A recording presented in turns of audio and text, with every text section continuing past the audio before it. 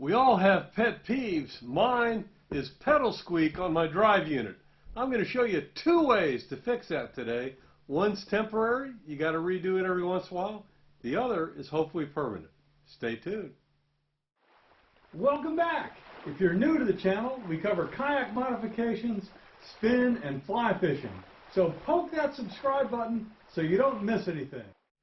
You know, in salt water, it's probably more prevalent than in fresh water that your pedal develops some squeak as corrosion and rust and whatever accumulates in the sprocket that goes from the pedal into your drive unit.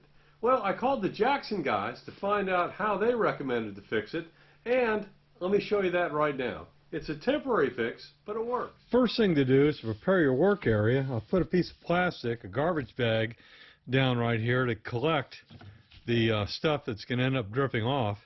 And when I talked to Jackson about the squeak I was hearing in my pedals, they said the fix to that is simple. Just get some WD-40 and squirt it into the top end right here. Work that around. And now WD-40 is a penetrating solvent, so all that's going to do right now is get through and break through the rust. The next step that I'm going to do that they did not suggest is I'm going to put some oil down here because that'll be a more permanent solution. And you can see how some of the WD-40 has come out here on the bottom end. So let me do that to the other side as well. So I'll clean up the excess here. Don't want to be all oily on everything. But the squeak is definitely gone. I got this idea from the J. Randall Kayak Fishing channel, and I'll put a link in the description. He's got a lot of good mods to Jackson Kouzas. And basically, what he did is he took out the Jackson pedal and installed a bike pedal. Now, what he didn't point out is that the Jackson pedal is not sealed. It just rotates here. And that's what allows corrosion to get in there and cause a squeak.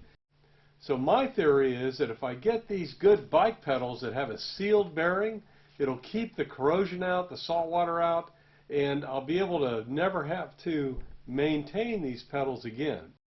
Boy, these are tough.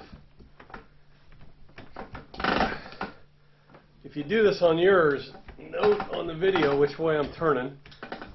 And I didn't show you the other one, so check out Jay's video for that one. But boy, these things are tough to get off. They eventually come off. Then the other thing I found you have to do is recognize that each pedal is meant for the right or the left. And it'll be marked on the pedal which side it goes on. Now, given that there's something in here, I think it's thread knocker, what I did is I got one of these little toothbrushes that I use for cleaning my weapons that has a little brush on the back end, and I use that to clean out the threads on the inside. That way I can have a nice smooth way to get my new wheel on.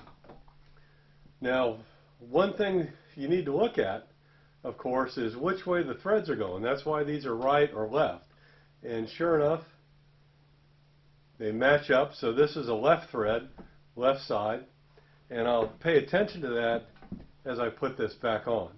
But let me go ahead and get this cleaned up. The other thing I found is that you need to put some oil on here to be able to get it into the threads nice and smooth. Now, I'm very cautious about this, and so as I put this on, I put it on hand tight first, but now I'm just gently working the wrench back and forth to make sure that I'm not stripping the thread. In other words, to verify that the 9/16 thread on these bike pedals matches the Kouza thread, and so far it looks like it does. Now, I'm using I used a 15mm socket to get them off, and on this particular set of bike pedals, it's a 9/16 socket to get them back on. Now, the pedals I picked, talk about those for a minute. These cost about 13 bucks on Amazon. I'll put a link down below. And I had to settle for the red. That was the cheapest one for 13. At the next level up, for about 20, the pegs here are removable. So if you paddle in bare feet, you may want to go ahead and get those. I paddle with shoes on, so I'm okay having these permanent, non-removable pegs on the pedal. One other point is that these Jackson pedals are really heavy. I mean, I put these in my hand and they have some weight to them. The bike pedals are very light. So maybe this is a way to take a pound or two, off the weight of this heavy drive unit, make it easier to get the boat launched.